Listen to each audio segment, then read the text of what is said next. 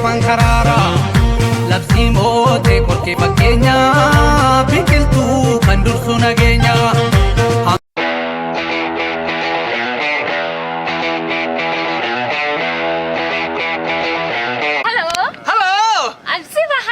Zij is Sivan Hassan. Nou, het was echt vorig jaar superleuk en ik heb een 1000 meter gelopen en ik heb Nederland record gelopen, maar ik heb ook echt de snelheid in de wereld, de hele snelheid gelopen. Het was echt hartstikke leuk en ik heb heel snelheid gelopen, ik denk door de mensen daar. Hallo.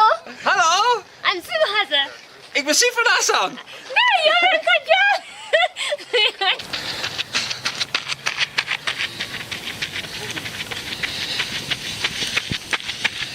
Ik zeg voor iedereen 22 mei, kom naar Hengelo en dan ga ik gewoon Daphne skippen, ook mij en ook nog andere wereldtoppen, Nederlands ook.